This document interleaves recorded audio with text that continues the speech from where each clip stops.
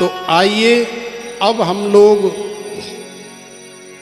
श्रीमद् भागवत भगवान के चरणों में, श्रीमद् भागवत भगवान के आज प्रथम दिवस की कथा के अंदर प्रवेश करते हैं।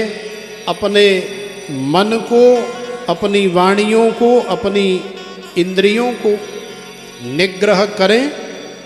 जो लोग यहाँ आए हुए हैं, जो हमारे सामने प्रत्यक्ष रूप से बैठ कर के श्रवण कर रहे हैं, वो सभी तो सौभाग्यशाली हैं ही, लेकिन जो घर में अपने मोबाइल में इस विज्ञान के माध्यम से देख रहे हैं, वो भी परम सौभाग्यशाली हैं। क्योंकि भगवान की कथा ही वास्तव में कथा है, बाकी तो संसार में सब कुछ व्यथा है। आप विचार करें कि हम लोग इतना संग्रह करते हैं, इतना संचय करते हैं संसार के धन दौलत पदार्थों का, और भी न जाने क्या क्या संचय करते हैं अपने जीवन में। लेकिन जब इस संसार सागर से हम लोग जाते हैं तो क्या कभी हम लोग साथ में कुछ लेकर के जाते हैं? नहीं लेकर के जाते। तो इसलिए भगवान की कथा ही वास्तव में कथा है, बाकी तो संसार में सब कुछ व्यथा है। इसलिए नीति का बड़ा ही सुंदर श्लोक है। सतम विहाय भोक्तव्यम सहस्रम स्नानमाचरे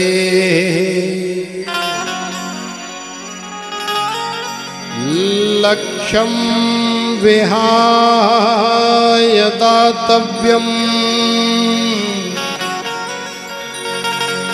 कोटिम त्यक्त्वा हरिं भजे।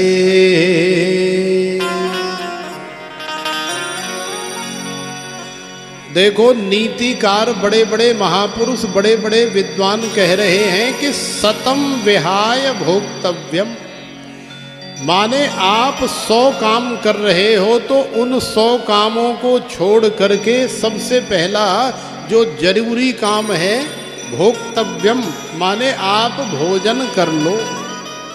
क्यों कर लो? भोजन इसलिए कर लो कि यदि आपने सुबह भोजन कर लिया, 9 बजे 10 बजे भोजन कर लिया,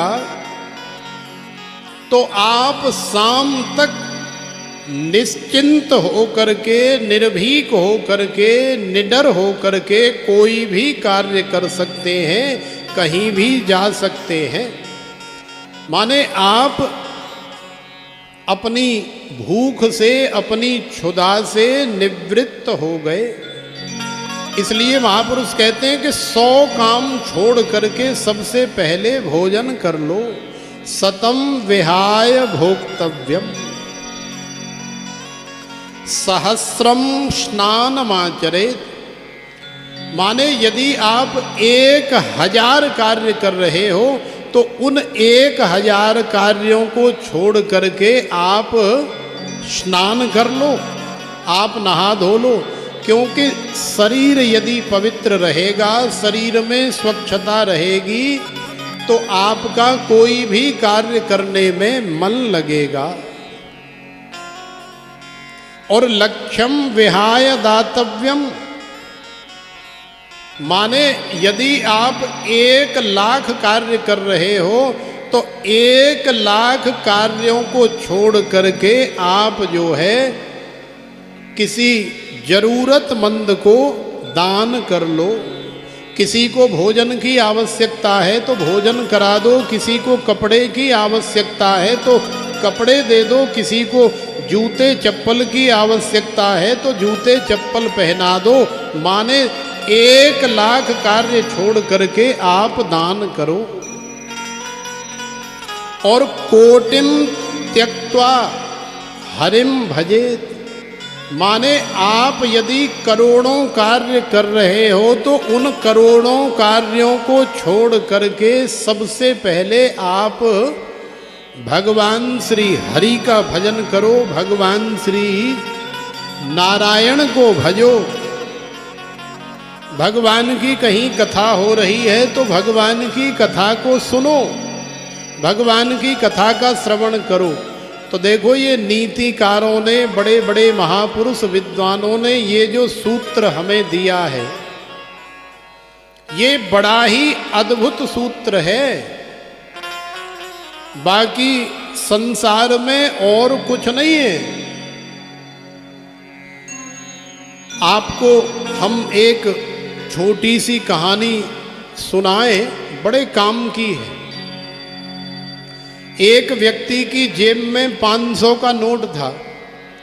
अब वो उस 500 के नोट को लेकर के समझ लो कि किसी गेस्ट हाउस में या होटल में गया और जाकर के मैनेजर से काउंटर पे बात की। बोले भैया हमें 500 रुपये का कमरा चाहिए, ये 500 का नोट हमारे पास है, आप इसे रखो और हमें कोई सुंदर सा बढ़िया सा कमरा दे दो। तो मैनेजर ने अपने होटल में साथ रहने वाला जो सेवादार है, जो लड़का है, उसे साथ भेज दिया। बोले ठीक है, आपका नोट हमारे पास रखा है, अब आप जाओ और जा कर के कमरे देख करके आ जाओ। जो सबसे ज़्यादा सुंदर आपको कमरा लगे आप उसे पसंद करके ले लो। तो उस लड़के के साथ वो व्यक्ति कमरे देखने के लिए 2-3 मंजिलों में घूमता रहा। तो थोड़ा समय तो लगा ही, लेकिन इतनी देर में उस होटल वाले के पास जब वो 500 का नोट आ गया, अब समझ लो कि लॉकडाउन का समय हो और कोरोना काल हो, तो ऐसे समय में किसी की भी दुकानदारी नहीं चलती, चाहे वो होटल हो, चाहे गेस्ट हाउस हो और चाहे कोई और कार्य हो। तो ऐसे समय में तो एक एक रुपए के लिए सब लोग तरसते हैं। तो जैसे ही होटल वाले के पास 500 का नोट आया, उसने सोचा यार बहुत दिन से मेरे ऊपर 500 रुपये का कर्जा चढ़ा हुआ है, वो घी वाले का, तो क्यों न मैं उसका कर्जा उतार दूं। क्योंकि बार बार वो जब भी कहीं जाते आते हैं तो वो टोकता रहता है, जब भी मिलता है तो कहता है अरे सेठ जी वो 500 रुपये नहीं दिए आपने, तो क्यों न उसका कर्जा उतार दिया जाए। दौड़ करके गया और उसने घी वाले को 500 रुपये दे दिए, उसका कर्जा बराबर हो गया। घी वाले ने सोचा कि हमको आगे 500 रुपये दूध वाले को देने, क्योंकि दूध आएगा, दूध जमेगा, दही बनेगी, मंथन होगा, फिर मंथन से मक्खन बनेगा और मक्खन के बाद घी बनेगा। लेकिन आखिर में उसका जो मूल है वो है तो दूध ही, घी आया तो दूध से ही। तो घी वाला गया, घी वाले ने जा कर के 500 का नोट दूध वाले को पकड़ा दिया। दूध वाले ने सोचा कि हमारे ऊपर भी कर्जा है, हमें भी आगे किसी का पैसा देना है, दूध कहाँ से आता है? अरे दूध गैया मैया देती हैं, तो हमें गैया मैया वाले को 500 रुपये उधार देने हैं। तो दूध वाला गया, गैया मैया वाले को दे कर के आया। गैया मैया वाले के पास जैसे ही वो 500 का नोट आया, तो गैया वाले ने सोचा कि हमें भी आगे कर्जा देना है। तो गैया वाले को किसका कर्जा देना है? गैया वाले को चारा वाले का पैसा देना है, भूसा वाले का पैसा देना है। तो वो चारा वाले को दे आया और भूसा वाले को दे आया, उसका भी हिसाब चुकता हो गया। अब वो भूसा वाला और चारे वाले को जनरल स्टोर वाले को देना है, क्योंकि घर का राशन आता है तो उसका कर्जा उसके ऊपर है। तो वो 500 का नोट आगे लेकर के उसको दे आया। अब शाम हो गई। अब शाम को उस जनरल स्टोर वाले व्यक्ति ने अपनी पत्नी और अपने बच्चों से कहा कि चलो आज होटल में खाना खिला के लाता हूं। तो वो होटल में खाना खाने के लिए सारी फैमिली गई, बढ़िया खाना वाना खाया और खाना खा करके वही नोट 500 का काउंटर पे दे दिया। अब इतनी देर में वो व्यक्ति जो कमरे देखता हुआ घूम रहा है वो उतर करके आया और मैनेजर से कहा, भाई हमें तुम्हारा कमरा पसंद नहीं आया। सेठ जी मेन कुर्सी पर बैठे थे होटल के जो मालिक, उन्होंने कहा भैया कमरा पसंद नहीं आया तो कोई बात नहीं, तुम्हारा ये नोट रखा है, अपना नोट ले जाओ। तो वो व्यक्ति अपना 500 का नोट लिया, जेब में डाला, ले करके चलता बना। अब आप सोचो कि नोट एक ही है, लेकिन उस एक नोट ने कितने लोगों का मानसिक टेंशन दूर कर दिया, कितने लोगों का कर्जा उसने बराबर कर दिया। न किसी ने कुछ लिया, न किसी ने कुछ किसी को दिया, बस वो नोट जो है ऐसे करके चक्र की भांति सर्कुलेट हो गया, घूम गया। तो केवल उसी नोट ने सबको प्रसन्न कर दिया, सबको खुश कर दिया। तो यही वास्तव में संसार की वास्तविकता है, क्योंकि संसरति इति संसारः, संसार जो है हमेशा सरकता रहता है, रपटता रहता है, दौड़ता रहता है, भागता रहता है।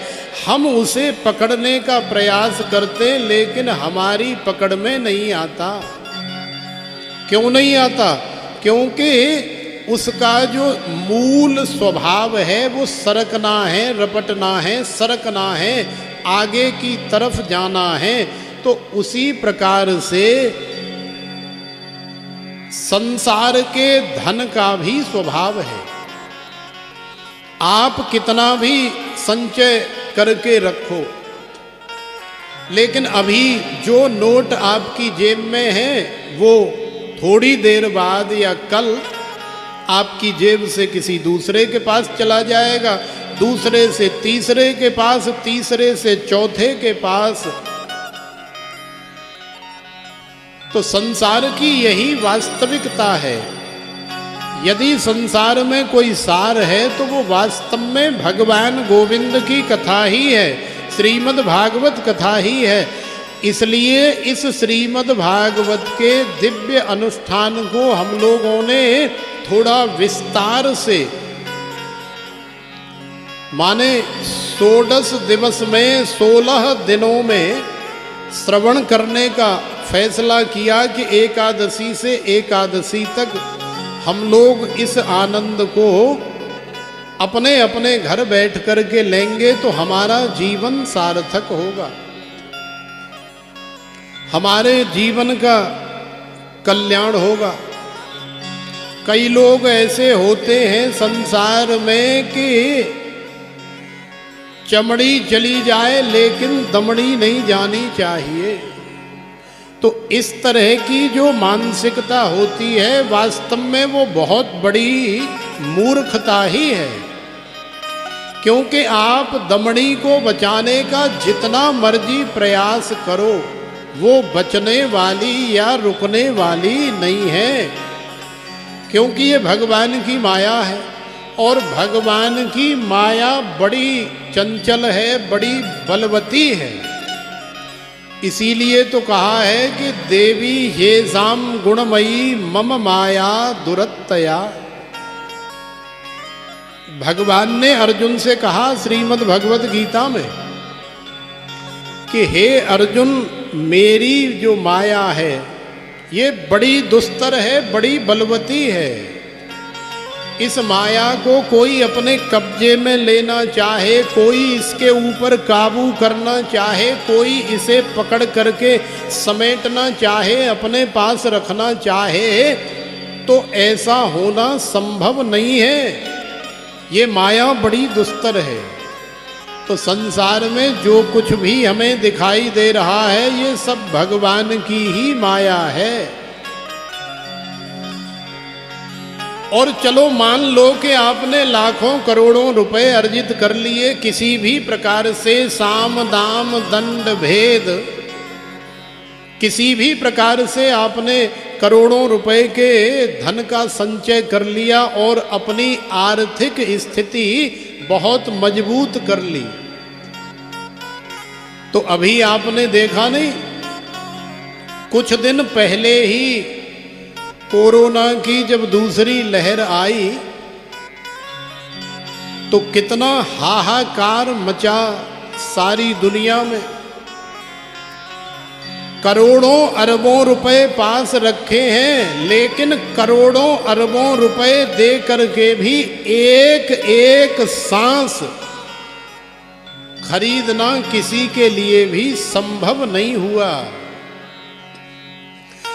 तो देखो, आपकी आर्थिक स्थिति चाहे कितनी भी मजबूत क्यों न हो, लेकिन आपकी जो मानसिक स्थिति है वो अच्छी होनी चाहिए, वो मजबूत होनी चाहिए। हमारी जो सोच है, हमारे जो विचार हैं वो मजबूत होने चाहिए, उनका हमारे पास संचय होना चाहिए। आपके पास में बहुत ज़्यादा अर्थ है, बहुत धन है, आपकी आर्थिक स्थिति बहुत मजबूत है, जिसके कारण आपके घर में सोफा सेट भी है, बहुत हाई फाई डिनर सेट भी है, और माता बहनों के लिए बहुत हाई फाई करोड़ों रुपए का मेकअप सेट भी है। लेकिन यदि तुम्हारा माइंड सेट न हो, यदि तुम्हारा माइंड सेट न हो, तो आर्थिक स्थिति कितनी भी मजबूत क्यों न हो, आप संसार में कहीं भी सेट नहीं हो सकते। तो ये सेट आपके पास हैं, अच्छी बात है, लेकिन इन सेटों के साथ साथ आप अपना माइंड भी हमेशा सेट रखो। अपने विचारों को, अपनी सोच को हमेशा पॉजिटिव रखो, क्योंकि हम जो देख रहे हैं वो वास्तविकता नहीं है। हम जो कानों से श्रवण कर रहे हैं वो भी वास्तविकता नहीं है, क्योंकि हमें जो श्रवण करने को मिलता है वो हमेशा झूठ ही होता है। क्योंकि एक दूसरे व्यक्ति को नीचा दिखाने के लिए ये जो चुगलखोरी होती है, इसका मूल जो है केवल और केवल झूठ ही होता है। भले ही कोई इतनी सी बात है, लेकिन यदि कोई चुगलखोर किसी दूसरे को, तीसरे को बताएगा तो उस बात को इतनी लंबी चौड़ी बना करके पेश करेगा। हमारे श्री सद्गुरुदेव भगवान एक बड़ी सुंदर कथा श्रवण कराते हैं। जब श्री सद्गुरुदेव भगवान भोलेनाथ की काशी में, बनारस में निवास करते थे, आश्रम में नित्य अभिषेक करते थे, आज भी करते हैं। तो ये उस समय की बात है, लगभग 25 से 30 वर्ष के अंदर की बात है। बड़ी सुंदर एकदम सत्य घटना है। कई बार हमने उनके श्री मुखार विंद से श्रवण की है। तो श्री सद्गुरुदेव भगवान बताते हैं कि हम जो देख रहे हैं वही 100% सत्य है, ऐसा हो, ऐसा नहीं होता। हम जो दूसरे से किसी के बारे में श्रवण कर रहे हैं वो 100% सत्य हो, ऐसा नहीं होता। इसलिए भगवान ने हमें अपनी बुद्धि, अपना विवेक प्रदान किया है, हम उसका इस्तेमाल करें। तो श्री सद्गुरुदेव भगवान बताते हैं कि गंगा जी में जैसे इस पार से उस पार जाया जाता है, तो एक बड़े ही अच्छे अवधूत संत जो दिन रात जंगल में रह करके भजन साधना करते हैं, सत्संग करते हैं, जो दिन रात भगवान की सेवा सुमिरन करते हैं, ऐसे संत जो केवल एक वस्त्र नीचे बांधते हैं, मर्यादा के लिए बाकी निर्वस्त्र ही रहते हैं, बभूति इत्यादि भगवान की भस्म का लेपन करते हैं, ऐसे दिव्य संत जब गंगा जी उस पार जाना था तो देखा कि एक नाव जाने वाली है, उसमें एक 30 वर्ष का कोई युवा, 30 वर्ष का युवा ही होता है, 30 वर्ष का एक व्यक्ति बैठा है और लगभग 16 वर्ष की समझ लो एक कन्या बैठी है। तो पहले समय में कन्याओं का विवाह जल्दी कर देते थे, पुरुषों का विवाह, बालकों का विवाह भी जल्दी कर देते थे। तो उतनी शिक्षा नहीं थी, जैसे आजकल विवाह भी बहुत देरी से करते हैं, बड़ा सोच समझ करके करते हैं, आधी उम्र जब निकल जाए तब विवाह करते हैं। तो ऐसा करने का कोई फायदा नहीं। और पहले इतनी शिक्षा नहीं थी तो बच्चे भी जल्दी हो जाते थे, जैसे अभी विवाह हुआ और अगले 10-11 महीने बाद ही कोई लाला लाली घर में आ गया, तो ऐसा ही हुआ। अब 16 वर्ष की कन्या परम सुंदरी और युवा जो व्यक्ति है, दोनों आमने सामने बैठे हैं और वो व्यक्ति अपने झोले के अंदर से एक ठंडे की बोतल निकालता है और निकाल करके उसे गिलास में डालता है और उस कन्या को देता है, और वो कन्या उसे बड़े प्रसन्न मन से लेकर के पीती है और बार बार उसकी आंखों में आंखें डाल करके देख करके बड़ा प्रसन्न होती है। माने जीवन की सबसे बड़ी जब कोई निधि मिल जाती है तो जब जैसे प्रसन्नता होती है हमको, बिल्कुल वैसे ही उस कन्या को आज प्रसन्नता हो रही है और वो व्यक्ति भी बड़ा प्रसन्न है। वो भी उस कन्या को देख करके अनेकों प्रकार की प्रसन्नता की मुद्राएं व्यक्त कर रहा है। तो संत ये सारी चीज अपनी आंखों से देख रहे हैं, लेकिन कानों से कुछ श्रवण नहीं कर रहे। कानों में तो केवल हा हा हू की, क्योंकि वो आपस में हंसी मजाक भी कर रहे हैं। कानों में तो केवल हंसी मजाक श्रवण हो रही है और आंखों से ये सब देख रहे हैं। अब उन संत के मन में न जाने क्या क्या विचार आने लगे। उन संत के मन में ऐसी सोच आने लगी कि हे भगवान, देखो तो सही कैसा घोर कलयुग आ गया है। भगवान भोलेनाथ की नगरी काशी में माने ऐसे निकृष्ट दुष्ट लोगों को ये काशी नगरी ही मिली थी क्या ये सब करने के लिए? और काशी नगरी में भी ये गंगा मैया के बीचों बीच बैठ करके नाव में इस तरह की कुचेष्टा कर रहे हैं, इस तरह का हास परिहास कर रहे हैं, इस तरह की मौज मस्ती कर रहे हैं। क्या इनको यही जगह मिली थी? न जाने क्या क्या संत अपने मन में सोच रहे हैं और अंदर से ही अंदर उनके प्रति न जाने कितने प्रकार की कुदृष्टि कर रहे हैं। लेकिन जैसे ही नाव पार हुई, गंगा जी पार हुई, तो वो जो व्यक्ति था वो सबसे पहले नाव से बाहर गया और जा कर के ऐसे हाथ बढ़ाया, बोले आओ बेटा संभल के, क्योंकि नाव ऐसे ऐसे हिलती है ना, जब किनारे लग जाती है तो उसमें से उतरते हैं तो हिलती है। तो कई बार हम हाथ पकड़ करके अपने परिजन को उतारते हैं। तो उस व्यक्ति ने भी उस कन्या से कहा कि आओ बेटा हाथ पकड़ो और आराम से आना।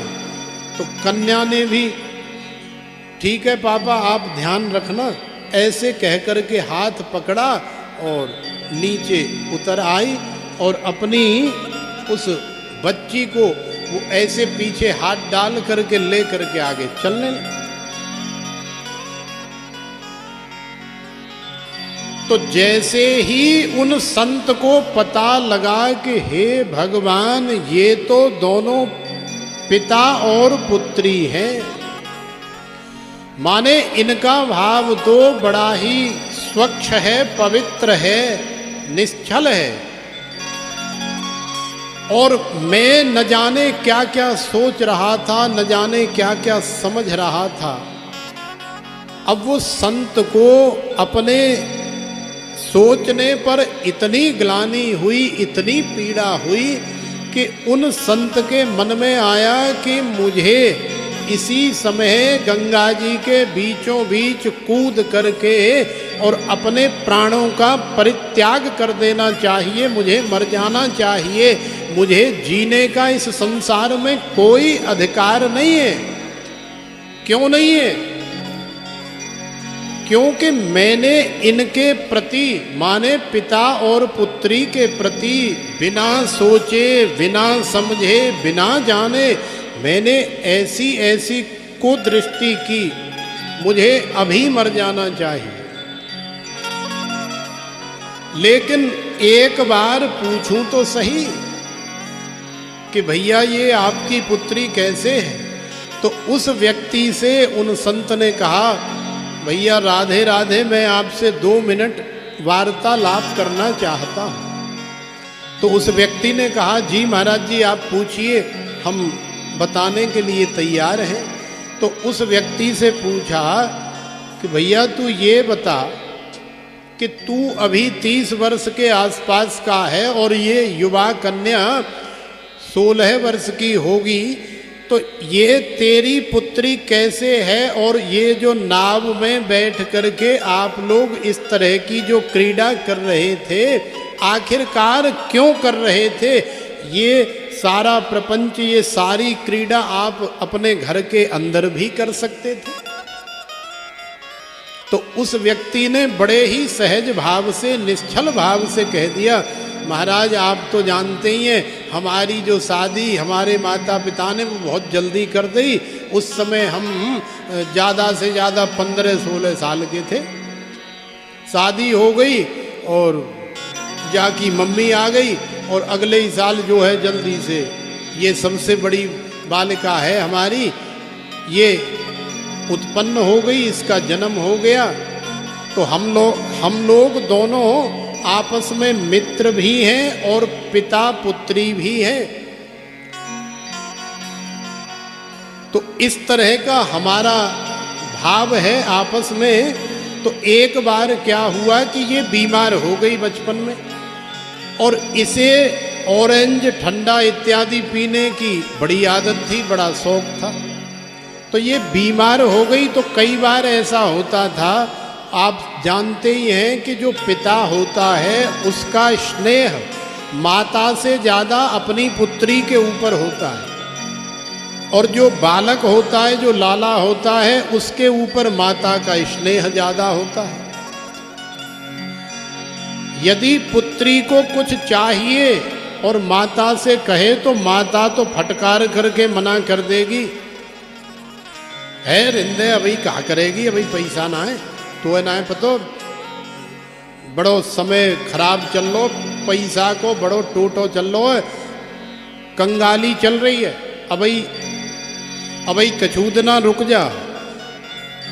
लेकिन वही बालिका जब अपने पिता से निवेदन करे कि पापा मुझे अमुक वस्तु चाहिए, तो भले ही पापा की जेब में रुपया पैसा है या नहीं इससे मतलब नहीं है, पापा 1000 जगह से व्यवस्था करे लेकिन उसका पापा उसकी व्यवस्था जरूर करेगा। तो पिता का पुत्री के प्रति बड़ा स्नेह होता है। तो महाराज तुम कहा बताएं, जब जी छोरी हमारी बीमार रह गई तो अब ऐसे समय में ये जो है अपनी माँ से जिद करने लगी, बोले मैया मोकू ने एक ठंडा की बोतल लेके आओ, और इसको चढ़ा हुआ था बड़ी जोर से बुखार। तो अब आप सोचो, वैसे बुखार जब चढ़ता है, फीवर जब आता है, तो ठंडा पीने की, ठंडी बर्फ रखने की, ठंडे पानी की बड़ी ज़रूरत महसूस होती है, अच्छा लगता है। तो ठंडा पीने का मन किया, क्योंकि फीवर में अंदर से भी बड़ी आग बरसती है और बाहर से भी। लेकिन माता ने मना कर दिया, बोले ना लाली अभी तू बीमार है, अभी तो बुखार आ रहा हो, नहीं तू ठीक है जा, बाद में जब ठीक है जाएगी तब तो ठंडा वंडा पिलाएंगे। तो महाराज मेरी बच्ची थोड़ी देर बाद जब मैं इसके पास गया तो इसने मेरे से भी यही कहा कि पापा मोकू एक ठंडा की बोतल लेकर के आओ, ऑरेंज संतरा वाली, मेरो बड़ी जोर से मन कर रहे हो। तो जाकी मम्मी ने मेरे माऊ आंख निकाल दी, बोले ना जी तो बाबरी है, बीमार है, बुखार आ रहे हो, तुम कोई ठंडा वंडा नहीं लाओगे। तो महाराज मेरा एक मन तो कर रहा था कि मैं अपनी बच्ची के मन की छोटी सी कामना, कोई बड़ी कामना थोड़ी है, माने ठंडा आज के समय में भी देखो कितने का आता है, 10 रुपए का, 20 रुपए का। और 30 वर्ष पहले तो जो भी चलता होगा संतरे का ठंडा, वो तो एक आध इकन्नी फिकन्नी का ही आ जाता होगा। तो इतनी छोटी, इतनी सस्ती चीज, लेकिन आज बीमारी के कारण पिता को मन मारना पड़ा, और पिता ने बड़े दुख के साथ उस पीड़ा को सहन किया। तो उस समय उस बालिका को वो ऑरेंज वाला ठंडा नहीं मिला। कुछ समय बाद वो बड़ी हो गई तो उसका भी विवाह जल्दी हो गया, और विवाह करके जब वो बालिका अपनी ससुराल गई और ससुराल में रहने के बाद जब लौट करके आई तो सुंदर श्रृंगार इत्यादि करके सज धज करके आई है। तो आज उसके पिता को, जब पिताजी उसे घुमाने ले गए, विश्वनाथ जी के दर्शन कराए, काशी बनारस का शहर बाजार दिखाया, और बोले कि चल बेटा आज नाव में बैठ करके तुझे गंगा जी की सैर कराता हूँ। तो सैर कराने के लिए ले गए, और उससे पहले ही उससे पूछ लिया कि बेटा तू कहाँ खावेगी, कहाँ पीवेगी। तो पुत्री ने कह दिया, पापा पिताजी आप तो जानते ही हो मेरी चॉइस। तो पिताजी के पास जो झोला था उसमें संतरे के जूस की बोतल खरीद करके डाल लाए, और एक आध गिलास वगैरह ले आए। तो वो पिता और पुत्री नाव में बैठ करके, पिता इतना प्रसन्न हो करके अपनी पुत्री को वो ठंडा पिला रहा है, पुत्री भी प्रसन्न हो रही है और पिता भी प्रसन्न हो रहा है कि उस समय तो मैं अपनी पुत्री की ये छोटी सी कामना पूरी नहीं कर पाया था, लेकिन आज मुझे ये सौभाग्य मिला है, आज मुझे ये लाभ मिला है आज मुझे ये अवसर मिला है, तो आज मेरा भी मन हल्का हो गया, आज मेरा भी दिल हल्का हो गया। क्योंकि वो भी कितने वर्षों से सोच रहा है कि बचपन में मेरी पुत्री ने मेरे से संतरे का ठंडा मांगा था, वो भी समय प्रतिकूल होने के कारण, इसके स्वास्थ्य इत्यादि का ध्यान रखने के कारण मैं पिला नहीं पाया। तो कई बार हम संसार में अपनी आंखों से जो देखते हैं वो एकदम सही हो, ऐसा नहीं होता। कई बार दूसरे से जो श्रवण करते हैं बिल्कुल वही सत्य हो, ये बिल्कुल नहीं होता। तो श्री सद्गुरुदेव भगवान कह रहे थे कि वो संत जब उन्हें यथार्थ का ज्ञान हो गया तो दिन रात अपने मन में कुढ़ने लगे, चिढ़ने लगे कि मेरे से संत हो करके भी ऐसा अपराध हो गया, ऐसी गलती हो गई, मेरा ये जन्म लेना, मेरा ये जीवन व्यर्थ में ही चला गया। अब इसका पश्चाताप मैं कैसे करूं, क्योंकि मेरा ये जीवन बेकार हो गया, बर्बाद हो गया। अरे कोई साधारण आदमी ऐसी कुदृष्टि कर ले तो एक अलग बात है, लेकिन मेरे जैसा संत ऐसी कुदृष्टि करे ये अच्छी बात नहीं है। तो वही अवधूत संत जब श्री गुरु कारशनी विद्या भवन बनारस में जब श्री गुरुदेव भगवान अभिषेक कर रहे थे तो उस समय वो पधारे। बनारस में बड़ा नाम था उनका। हमारे श्री गुरुदेव भगवान का स्वभाव तो है ही साधु सेवा धर्म, हमारा कामन दुनियादारी से यही उनका वास्तविक मंत्र है और यही उनके जीवन का सबसे बड़ा धन है। ऐसे अद्भुत अलौकिक अवधूत संत को आया हुआ देखा तो श्री गुरुदेव भगवान अभिषेक छोड़ करके वहीं विराम करके, क्योंकि संत भगवान का साक्षात चलता फिरता श्री विग्रह होते हैं। तो श्री गुरुदेव भगवान ने सोचा कि साक्षात भोले बाबा ही हमारे सामने प्रस्तुत हो गए, पधार गए, तो अब उनकी सेवा ज़्यादा आवश्यक है। इनकी सेवा इस रूप में तो करते ही रहते हैं।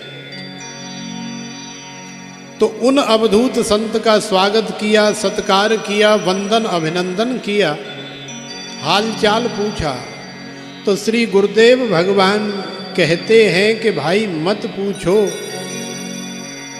उनकी भी आंखें नम हो जाती हैं इस सत्य घटना को सुनाते हुए कि वो अवधूत संत ने श्री गुरुदेव भगवान को इस तरह से पकड़ लिया, अपनी बाहों में भर लिया और जैसे कोई बहुत बड़ा दुखी होकर के रुदन करे, इस तरह से वो अवधूत बड़ी जोर जोर से रोने लगे। और रोने लगे, रोते रोते कहने लगे कि हे गुरु, जब पूज्य श्री गुरुदेव ने पूछा कि अरे गुरु भाई ऐसे क्यों रो रहे हो, आखिरकार तुम्हारी समस्या क्या है, आखिरकार ऐसी कौन सी आपत्ति विपत्ति, ऐसा कौन सा दुख दर्द तुम्हारे ऊपर आ गया है, ऐसे क्यों रो रहे हो, हमें बताओ, हम बैठे हैं।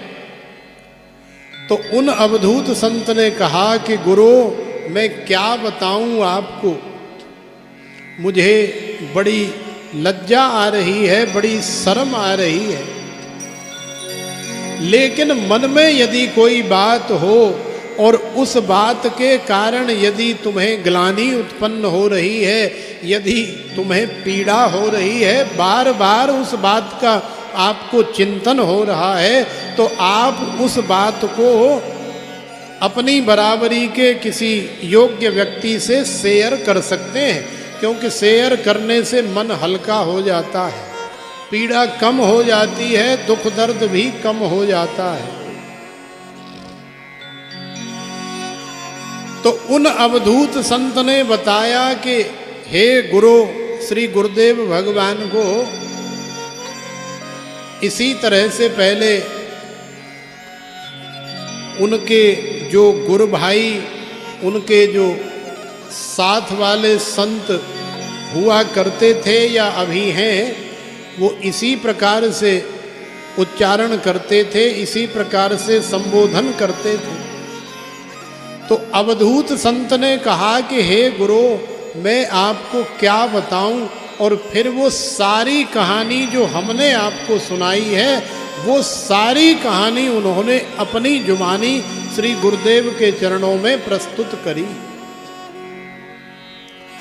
तो हालांकि दुख श्री गुरुदेव को भी हुआ कि ऐसी कुदृष्टि एक संत को नहीं करनी चाहिए थी, लेकिन फिर भी अब जो हुआ सो हुआ।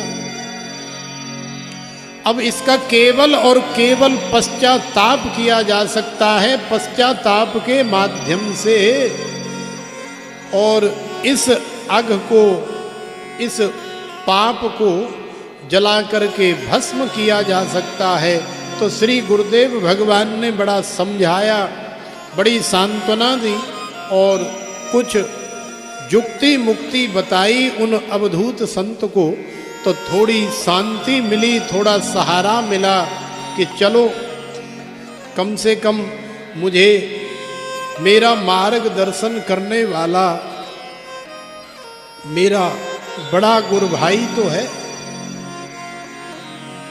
तो हमारे कहने का तात्पर्य ये है कि संसार में हम जो लोग देख रहे हैं, हम लोग जो श्रवण कर रहे हैं, यही वास्तविकता नहीं है, और ये स्वाभाविक है। पिता पुत्री यदि कहीं पार्क में बैठ करके बातें कर रहे होंगे तो 100 लोग देखने वाले हमेशा गलत ही सोचते हैं, यही वास्तविकता है। कोई नहीं जानने का प्रयास करेगा कि ये पिता पुत्री हैं।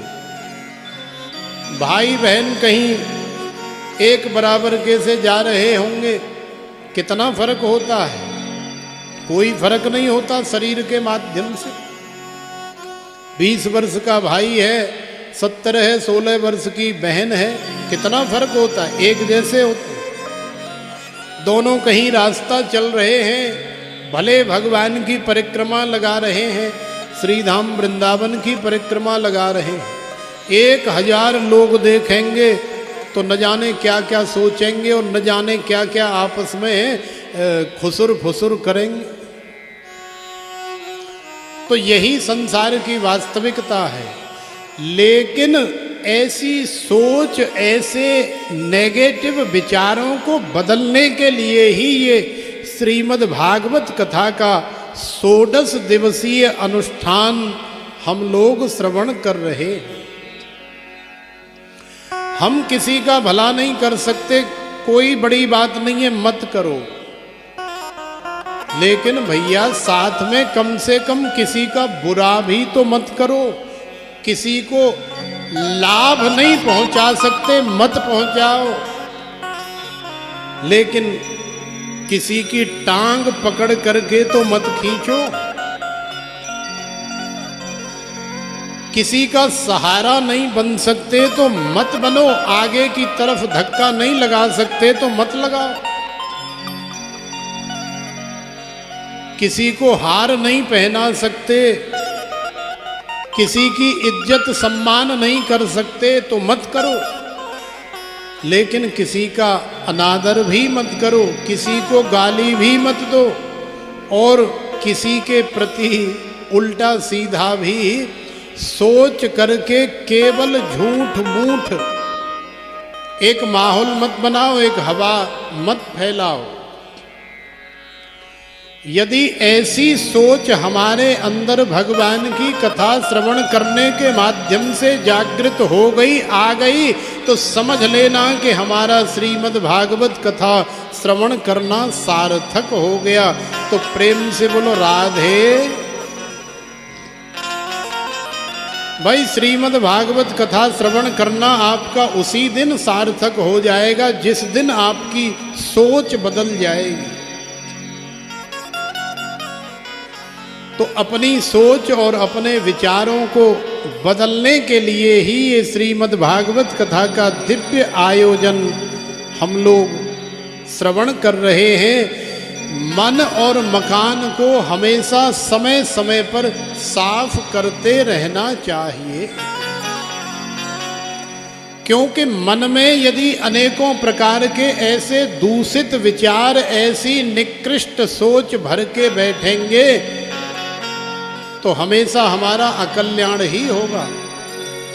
मकान के अंदर, कमरे के अंदर यदि 2-4 दिन हम लोग झाड़ू नहीं लगाएंगे तो उसमें बहुत ज़्यादा कचरा पट्टी हो जाएगी। न बैठने का मन करेगा, न खाने का, न लेटने का, न सोने का, और ना ही भोजन करने का, और ना ही पढ़ने का।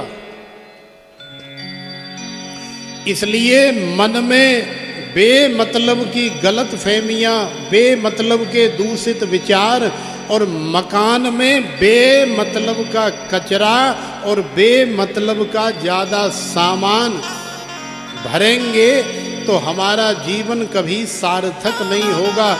इसलिए मन भर के आप संसार में जियो, लेकिन मन में कुछ भर के मत जियो, मन भर के जियो। मन में किसी के प्रति दुर्भावना, दूषित विचार भर के मत जियो, तभी वास्तव में ये मानव जीवन हमारा सार्थक होगा। तो आइए भगवान से हम लोग प्रार्थना करेंगे, भगवान को अपना हाथ इस कथा के माध्यम से, इस आयोजन के माध्यम से पकड़ाने का प्रयास करेंगे। समय समय पर ज्ञान की बातें शोभा देती हैं, अच्छी बात है। हमारे जीवन को बदलने के लिए ज्ञान की आवश्यकता है और होनी ही चाहिए, लेकिन ये रसयुक्त भाव भी हमारे जीवन में आनंद प्रदान करता है, आनंद रूपी रस को घोलता है। इसलिए ऐसे भावों के माध्यम से भी आंखें बंद करके श्रवण करते हुए, बड़े भाव के साथ गाते हुए भगवान से प्रार्थना करें तीसरे स्वर में कि पकड़ लो हाथ बनवारी, नहीं तो डूब जाएंगे।